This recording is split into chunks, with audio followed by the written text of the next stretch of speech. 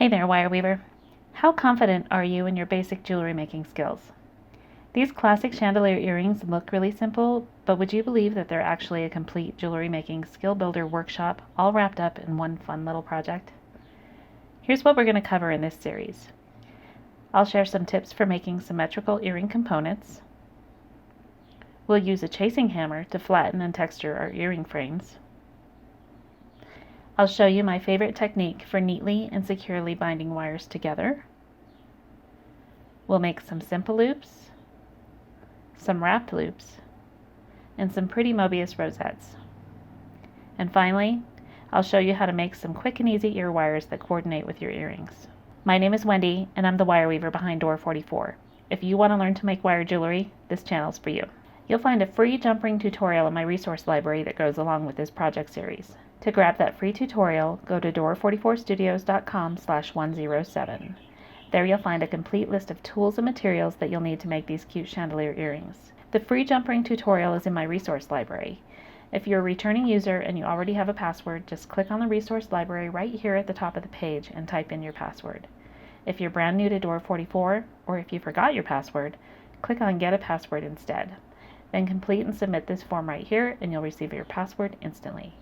So we're going to go ahead and get started, and we're going to start with making our earring frames. These are made with 16 gauge wire. You're going to need 4.5 inches of 16 gauge wire per frame, so 9 inches total. And then you're going to need about 20 inches of 28 gauge or 26 gauge wire. I use 28 gauge here, and I use 26 gauge here.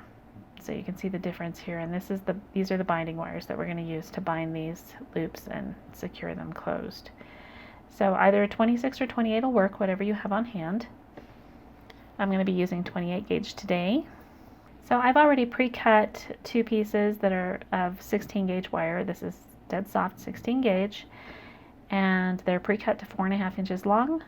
Now I'm going to go ahead and paddle the ends of both wires. I'm going to paddle both ends about 1/4 of an inch, and that's just to make my trademark, I guess, shape of mine. I use these curled loops a lot in my jewelry. I just think it's a really elegant way to finish off the end of a wire. So these are the loops we're going to make here, and when we paddle the ends, we're going to be making these small little curls, and then we'll make the larger curls, and then we'll shape the frame into the horseshoe shape. And I'm going to show you how to do this so that you end up with two frames that are very symmetrical. So again, two pieces of 16 gauge wire, 4.5 inches long. Grab your bench block and your chasing hammer, and we're just going to go ahead and paddle the ends of these wires.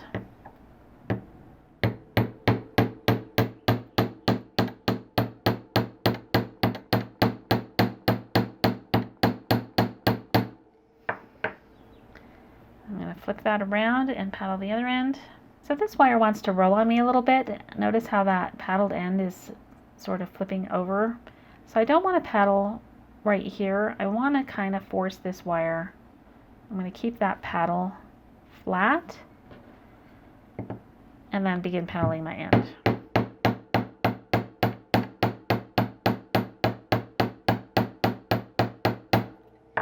And that makes sure that my paddles both end on this same plane, so that when I curl these, my wire's not twisting, and everything's going to be a little bit easier to line up.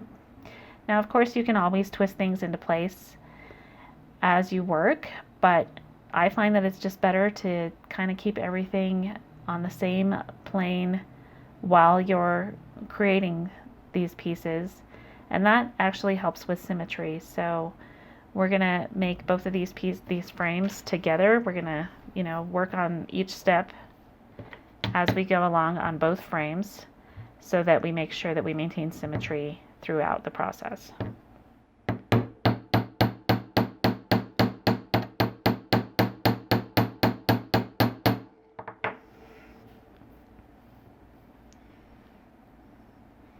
And once again, I'm just holding that paddled end here flat with my fingers so that I am paddling this piece on the same plane.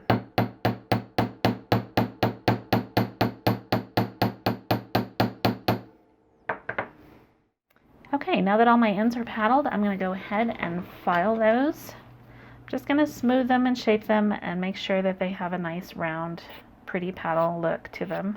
We don't want any sharp edges or just, misshapen edges. And I don't file the ends of my wire flat before I paddle them. I see a lot of people do that, and that's fine. I find that it's a sort of an unnecessary step because once you paddle them, you're going to end up filing and shaping anyway.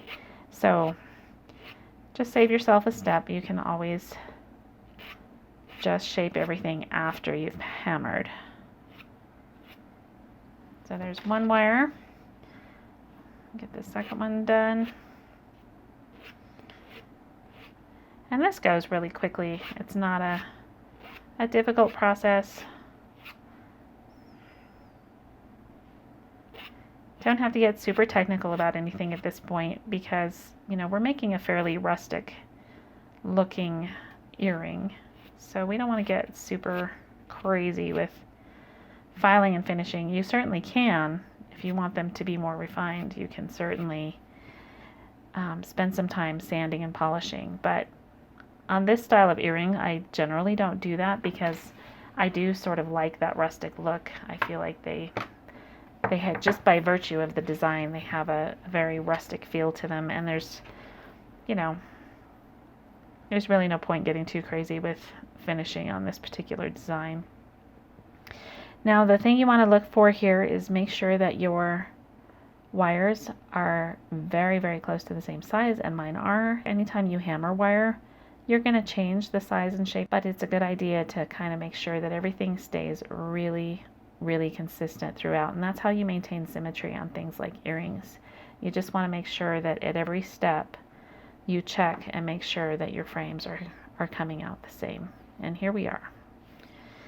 So the next thing we're going to do is grab our stepped bail making pliers, and we're going to begin forming the shapes on these frames. This is the 2mm mandrel on these pliers, and we're just going to form some tight little curls. So I'm going to get right at the tip of that wire, and I'm going to grip really tightly.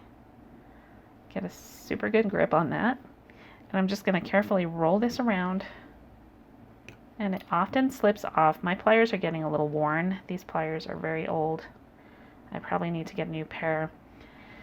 So you just want to keep, make sure you get a pretty tight grip, and you want to make a wrap that is about 3/4 of a full wrap. So can you see that? We want that curl almost closed, but not completely. And then we're going to do the same thing on the other end of the wire, and we want to make sure that our curls are both facing the same direction. So they're going to be facing each other. They're going to be coming out on the same side of the wire. So again, I'm going to grab on tightly, begin my curl, and there you go. So there's our first frame. That's looking pretty good. We're going to do the same thing to this other one.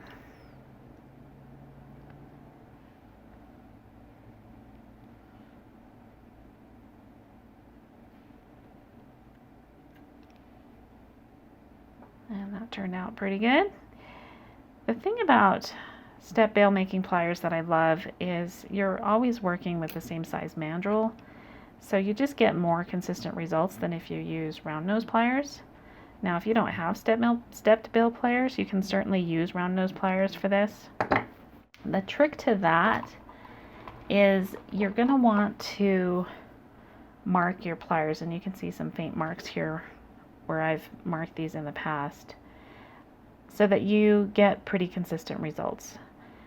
But with these pliers here, you're always going to get consistent results because you're always using the exact same size mandrel every time. So that's one of the reasons I recommend these as sort of an essential tool. I just think, for the sake of consistency, it's much, much easier to do with a tool like this than it is with something like this that's not gauged.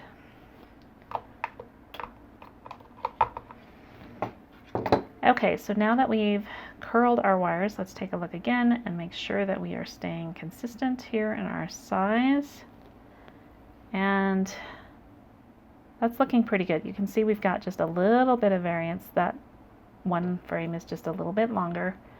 That's not enough of a difference that it's going to make it be, clearly visible in the finished pair of earrings. But again, whenever you're making any sort of earring, you want to maintain as much symmetry as you can and make sure that things stay really consistently sized. So for the next step on shaping these, we're going to use the 3mm step, which is the second to smallest step here. And you just want to position the curl that you made. You want to rest that open face of the curl on the 2mm mandrel and grip between the 2mm and 3mm. And then we're going to curl these around the 3mm mandrel. So just push them tightly around with your finger until that curl meets the shaft of the wire. And we're going to repeat that on both ends. So again, rest your open loop of your curl on the 2mm mandrel and wrap around the 3mm mandrel. And just keep pushing it until that shaft rests against the curl. And that's what your finished, or what your frame is going to look like so far. So we're going to repeat that again on our second frame. There's one and two. All right, so now at this point we have two frames, and as you can see, they look very, very similar. They're very similar in shape, length. Everything's looking pretty good here. This one's just a tiny bit longer, and again, that's okay. There's a certain amount of variance that you're going to have a hard time controlling. The trick is to make sure when you're making your curls that you're as consistent as possible. So you want to make sure they're all closed about the same amount. You can see this one I curled a little bit tighter than this one, and that's where that extra length is coming from. So that was an error on my part. This curl is almost completely closed, whereas this one, there's a little bit more of a gap there. And just that little difference is what is making this difference in length here. So these are the things to watch out for whenever you're making something where you want to maintain symmetry.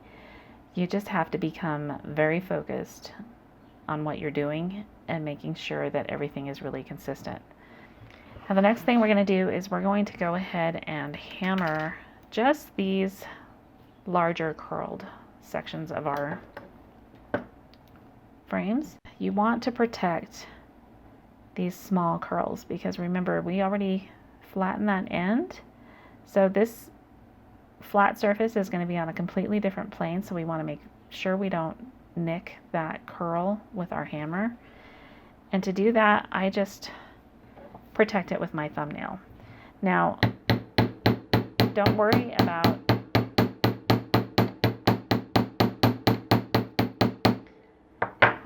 about injuring yourself with the hammer. I know, this is it seems sort of counterintuitive to tell you to put your thumb right in front of your hammer. That's not something you would typically do with a hammer, but in this case, we're not using enough force where we could really injure ourselves, but we do want to protect those curls. So I'm just flattening that surface just a little bit. That's going to work harden it.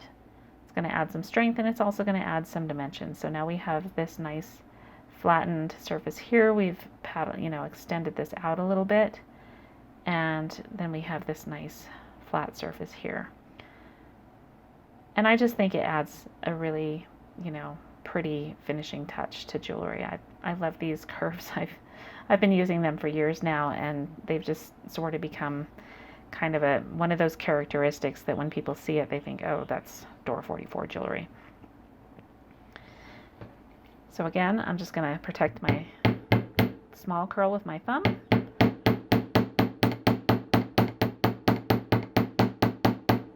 Flatten that out just a bit. And hammering is always going to open up your curls just a little bit, so you can just get in there with your stepped bill making pliers again and press that closed. Super simple. And there's our first frame so far. We'll repeat that process on the second frame.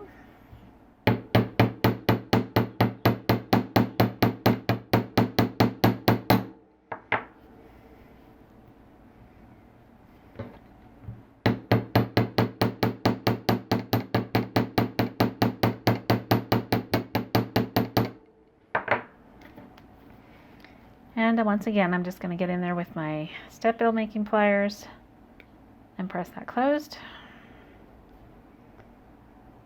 And press that one closed. Okay, let's see how our frames are looking so far. And this one has twisted just a little bit, so I'm just going to straighten that out. Just give it a twist.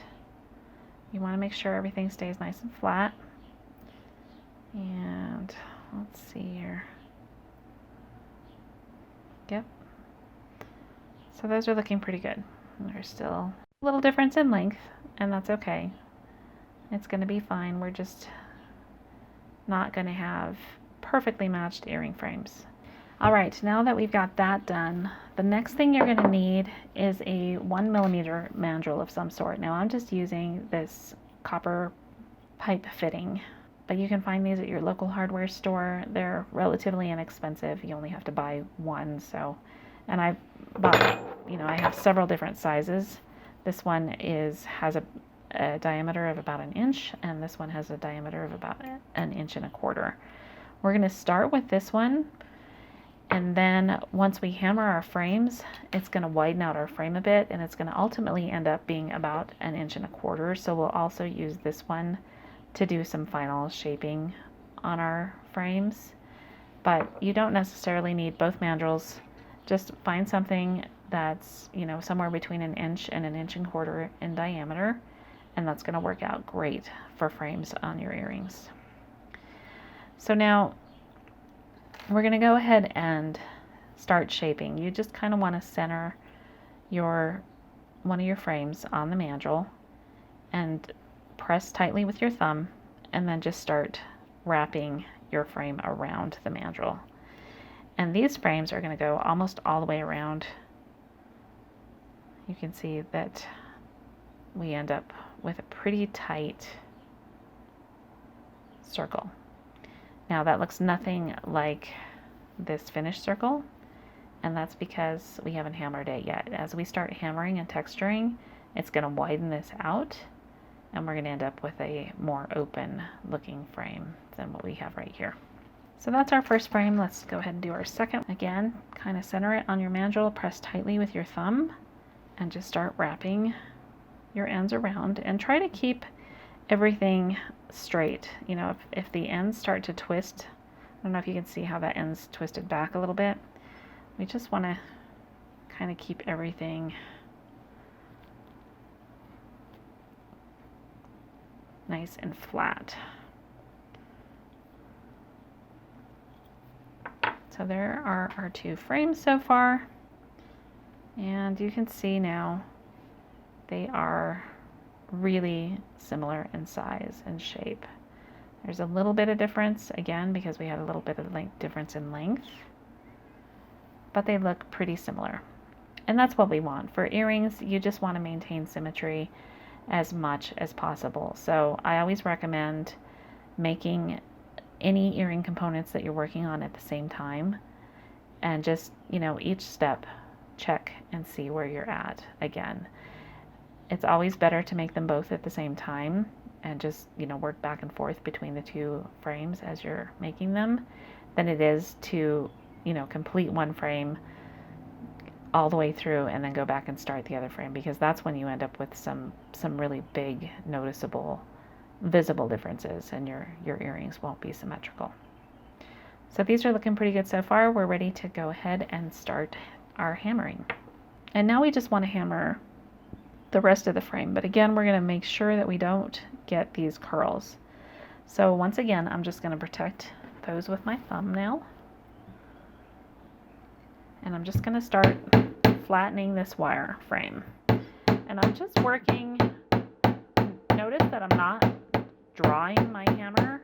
I'm just making, pretty straight on contact. I'm not pulling my hammer, I'm not drawing it out. And now at this point, you can see our shape is starting to get a little bit misformed. So I'm just going to go ahead and put that back on the mandrel and press it back into shape.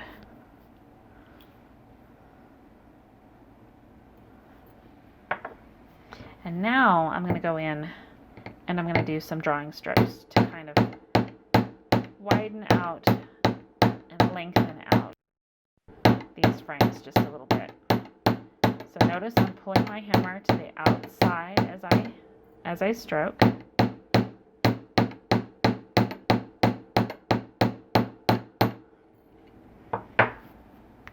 And there we go.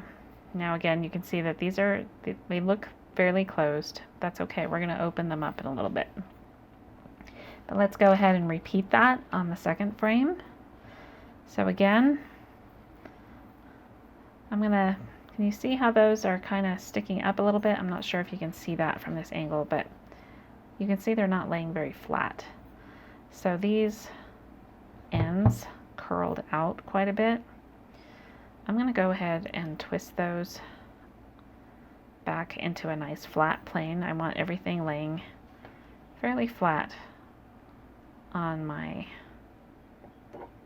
bench block.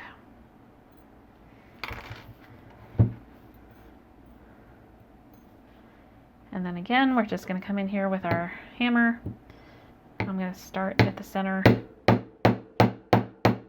work out, and I'm just flattening at this point. I'm not drawing out the shape.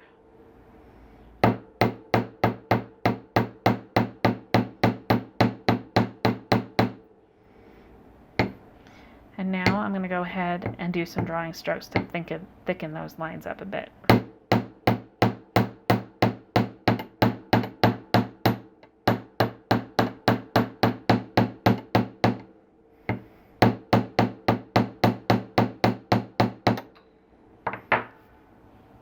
Okay, and you can see that one didn't get quite as misshapen, but it is a little bit off.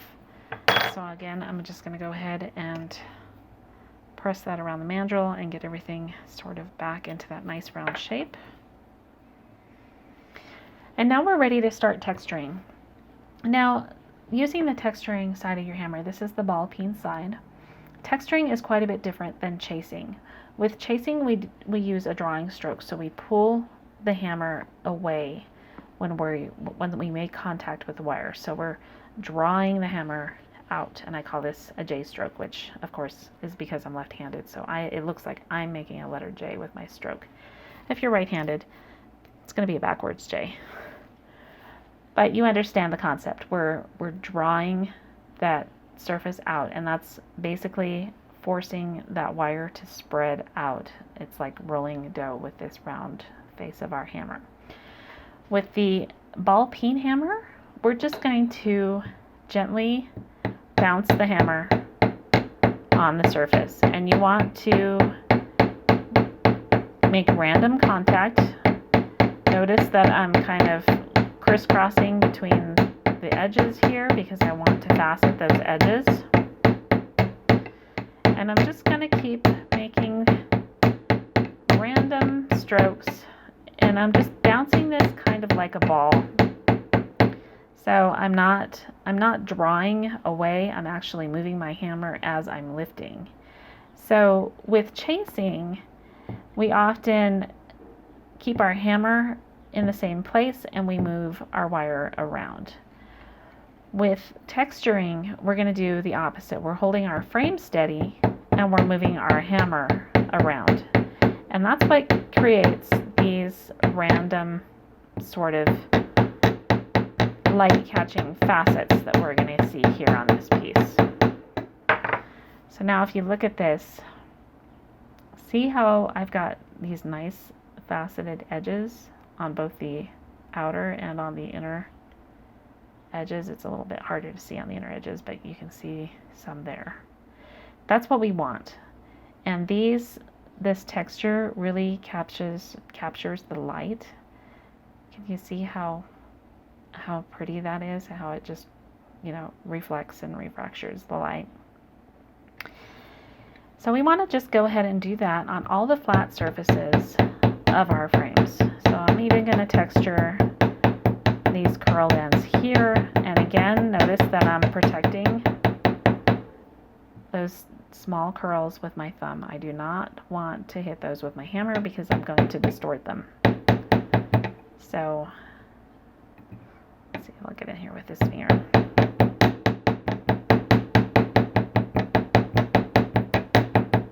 And these are just very, very light taps. Notice I'm even, you know, hitting my finger. I'm not hitting hard enough to hurt myself. You don't need a lot of pressure to texture wire. In fact, you need almost no pressure at all. Now, the harder you hit, the larger your facets are going to be. So if you want fewer facets and you want bigger divots, then you can use a little bit more force. But for earrings like these, using 16 gauge wire, this is a, you know, relatively small gauge wire.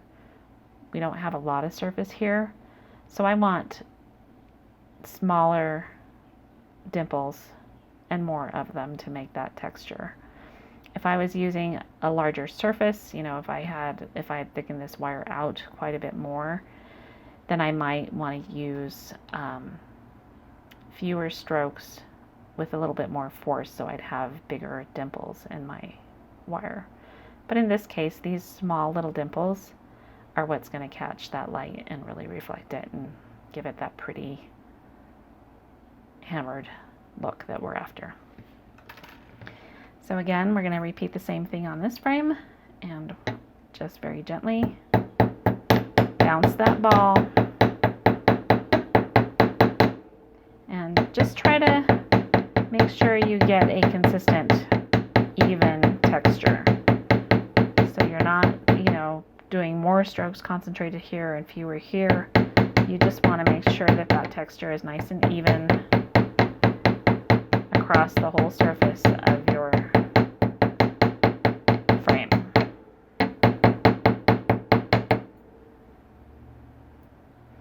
And then again, we're just going to get those curled ends.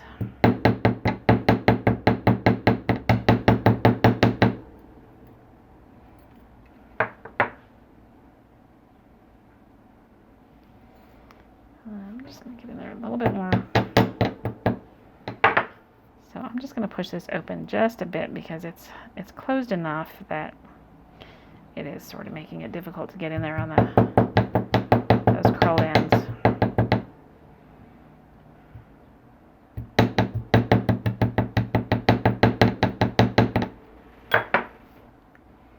So there we go. And then at this point, you just kind of want to compare your frames and make sure again that you have a very similar texture. I can see here there's sort of a spot that didn't get much texture, so I may go in and touch that up a little bit. Other than that, they look really similar. But that one spot here, we didn't get much texture, so I'm just gonna, and again, I'm making sure to catch both of those edges, because that's what's really going to add that, you know, that light play on these frames is you get those edges. That looks better. See, those have a very similar texture now. And again, we can compare the size and the shape, and they're still very similarly shaped. Now, because these are still pretty tight, we're going to go ahead and widen them out at this point. So I'm going to take this 1 1/4 inch mandrel, and I'm just going to stretch these out until they fit around this mandrel. And this can be a little bit tricky. They're kind of springy. We work hard into this when we hammered it, so it really wants to maintain its shape. So it's a little tough to get it to conform to the wider shape of this mandrel. That's okay. But we just want to create more of a gap here so that we have space for our tassel to hang in the middle of these frames. And let's see if we take this off now. There.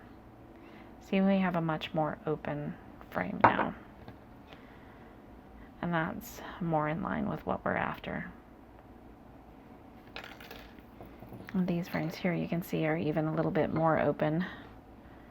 But again, we're getting pretty close to that size.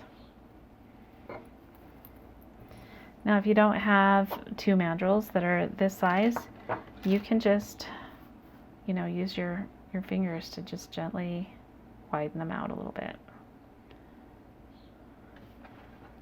and just work them apart until you get, you may end up with a little bit different shape. Notice how that's a little bit more of a, almost an oval shape when you do it by hand. But again, if I just put them on this mandrel and just press those edges in, see how we got more of an oval bend on those? But we can just press those in and shape them against this mandrel.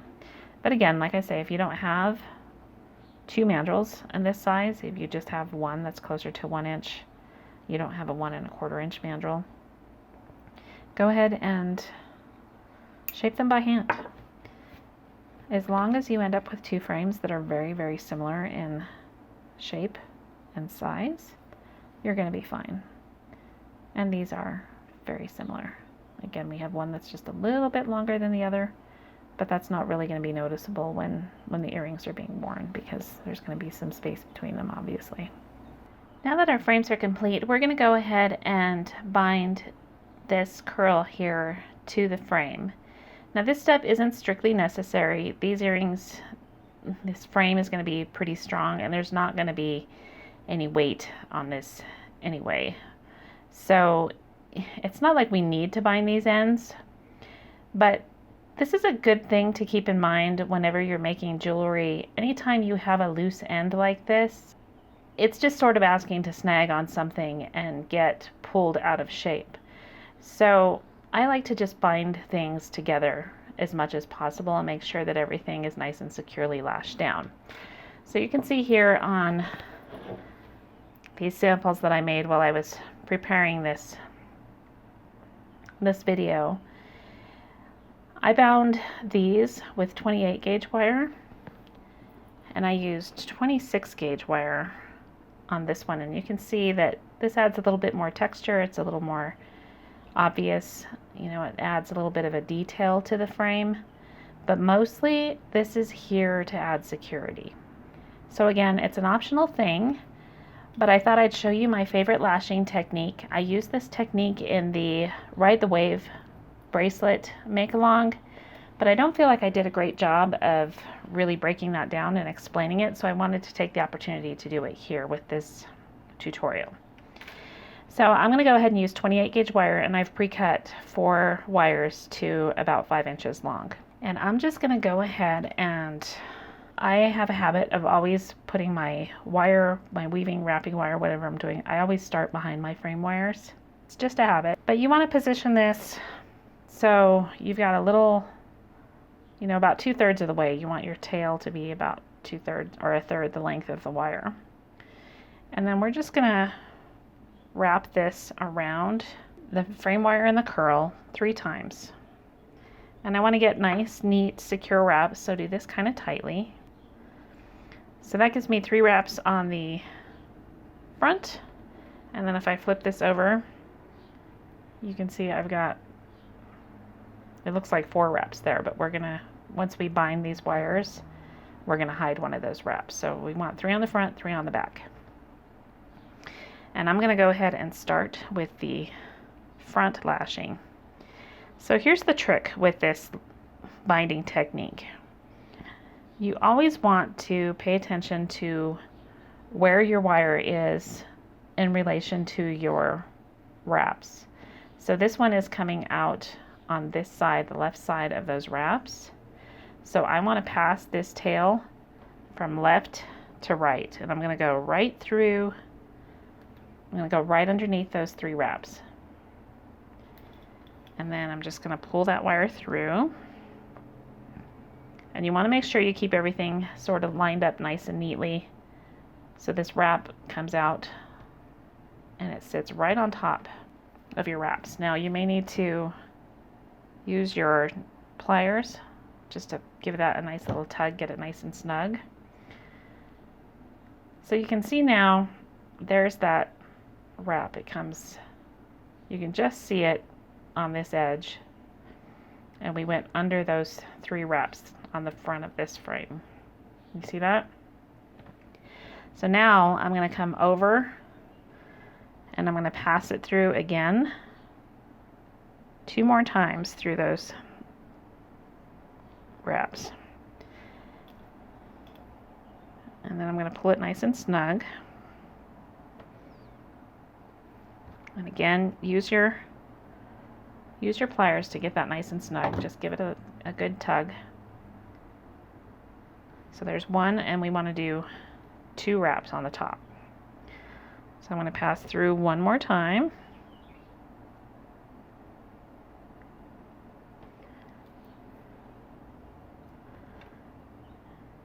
And this time I'm going to put my thumbnail, I'm going to cover that first wrap with my thumbnail, and I'm just going to guide this wrap right into place next to that first one. So that keeps my wraps from crossing over one another. Let's pull this tight again.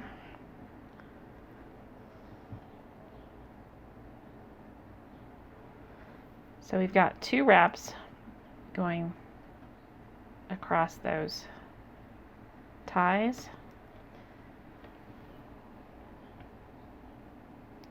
And again, you just want to tug so that everything's nice and tight. You want those wraps secure. You don't want anything sticking up. And then just kind of press them into place with your nails. And it's a little bit hard to see. The reason I did 26 or tried 26 is I wanted to make sure that this was clearly visible on camera. But I don't like the way I think 26 is a little bit too bulky, 26 gauge wire. So I went ahead and used 28 gauge here. I hope you can see that on camera. I know it's a little bit hard to see. But we just want 2 nice, neat loops around those 3 cross wraps there. And then once you get everything nice and tight and bound into place, we're just going to go ahead and break that tail. So swirl, tug till it breaks. And then we're going to flip this over and we're going to do the same thing. Now in this case, this wire is coming out on the right side. So we're going to pass through from the right to the left. And the reason I do that, if you pass from the left to the right, this wire is going to cross over these wraps and it's just going to leave a kind of an ugly, you're not going to get a nice, clean, tidy binding.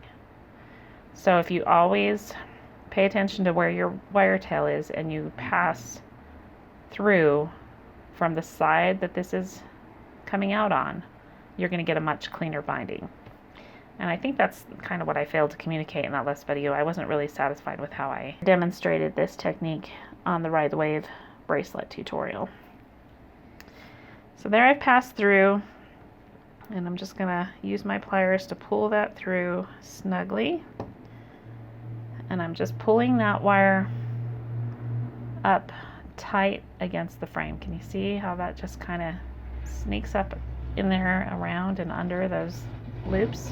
Okay, so now that we've done that first pass, we've gone under those wraps. We're going to come around, over the top, and through those loops again. And again, you're just going to pull that nice and tight. And you'll probably want to use your pliers for this because you do want to get those fairly snug. You don't want to pull so hard that you break your wire, but you do want to settle that wrap tightly around those wires that you're binding there. So I'm going to push that over to one side, and then I'm going to do this one more time. Come around, over the top, and through. So we're always passing the wire through the same direction on this binding. And then again, I'm using my thumbnail to keep that loop in place. I want it to slide up next to the other one. I don't want it to cross over. And then once I've got them nice and tight, I can slide them together. And you see how nice and clean that is? It's a nice, neat, tidy way to bind loose wires. So this is a technique that you'll use a lot in wire weaving, because anytime that you have a loose end of wire in your design, you want to tie it down. And there's not always weaving that you can sew it to. So this is a way to do it when you don't have a weave that you can sew into. And it's a nice, neat, clean binding, and it adds, you know, a little bit of detail to your work.